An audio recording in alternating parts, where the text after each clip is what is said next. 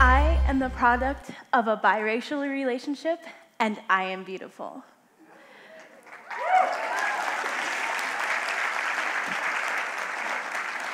Unfortunately, not everyone has come to the same consensus. You're ugly, half-bred slave, gray is an offensive color. These are just a few of the outrageous comments that I have had to endure from students in high school on a regular basis. I have been made to feel inadequate for no other reasons but my parentage, the color of my skin, and the uniform craziness of my hair. Many individuals today would argue that racism has gone the way of 8-tracks and VHS players. But I can tell you that my father is still holding on to his video collection. And racism is still here and running rampant throughout our society. Just look at the horrible incident that occurred just a few weeks ago in Charlottesville, Virginia. While at a white supremacist rally, an individual used his car to take the life of a young woman standing up against racism. Racism has existed for thousands of years and is a war with no victorious party. Prejudice wounds cut deep and they never fully heal. Instead, they fester, building up a fevered pressure until they finally explode with the poisonous pus of unfounded hatred and needless killings. Think about that. Because of current racial biases, we have caused ourselves to revert back to a time when racism and discrimination was as common as sliced bread. An ongoing study done by the Southern Poverty Law Center have concluded that in 2016, there were 917 active hate groups in the United States. Florida is home to 63 of them. These hate groups include neo-Nazis, the Supreme White Alliance, and the KKK. However, these groups are just one tiny aspect of this multifaceted problem. According to Ohio State University's study for race and ethnicity, implicit racial bias refers to attitudes or stereotypes towards individuals of different ethnic backgrounds that affect our understanding, actions, and decisions in an unconscious manner. For example, what we see now in our society, the violence, the hatred, that is what's called explicit racial bias. But what this refers to is that unconscious action. So, for example, let's say a woman is walking alone at a street at night, and she instinctively clutches her purse when she sees a black man walking down the street. But she's completely fine when a white man passes by her. That is implicit racial bias. Ongoing studies from a Yale professor, Walter Gilliam, have shown teachers a recording of 4 students in a classroom setting. There were a white boy and girl and a black boy and girl. And during this setting, they asked the teachers to indicate whether they saw any type of limitations that the students were harboring as far as behavior goes. 42% of the teachers indicated that the black boy showed signs of behavioral challenges, even though no such challenges existed. Similar studies have also showed that black children are 4 times as likely to be suspended and twice as likely to be expelled from high school, with race being the key factor. When we limit a child's educational and mental development by the negative words and actions that we pose to them, all we're doing is setting them up for failure. We're providing them with negative, self-fulfilling prophecies.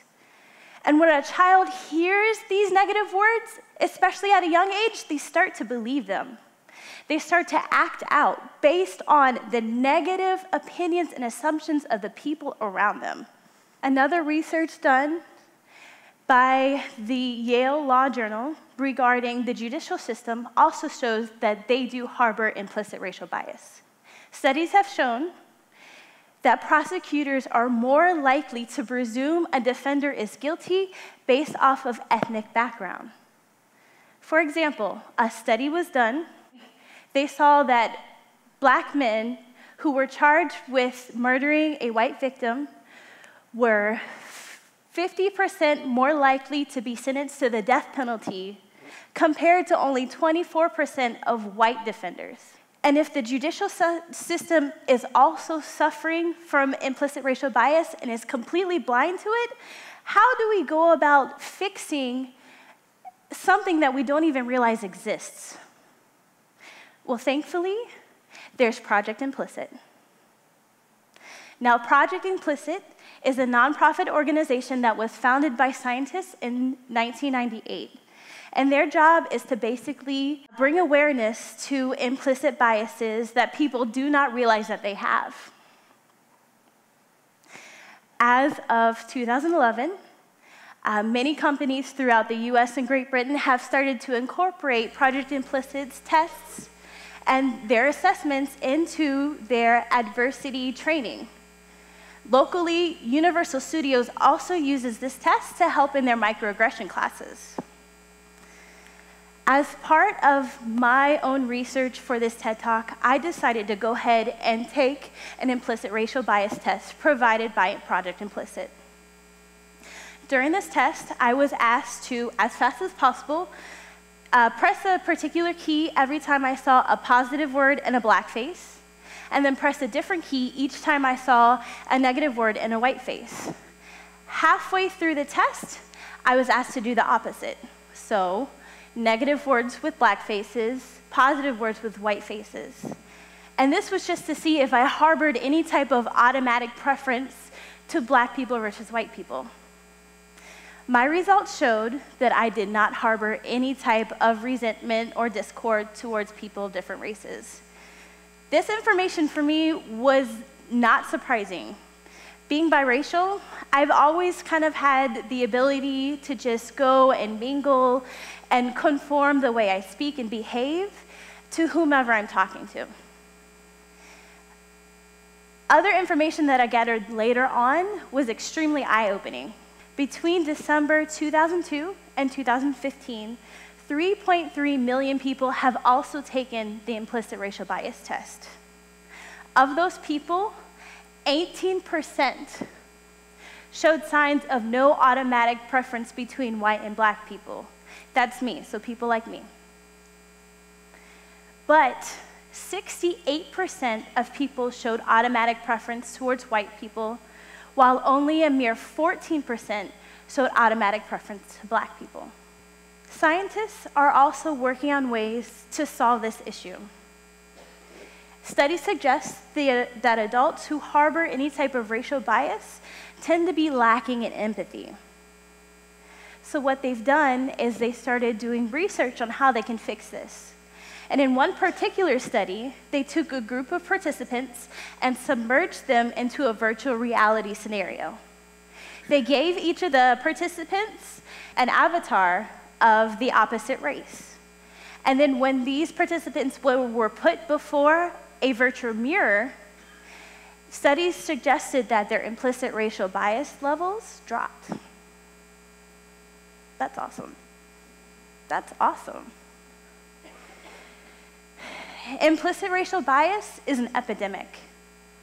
It's a wildfire that has spread in uncontrollable proportions.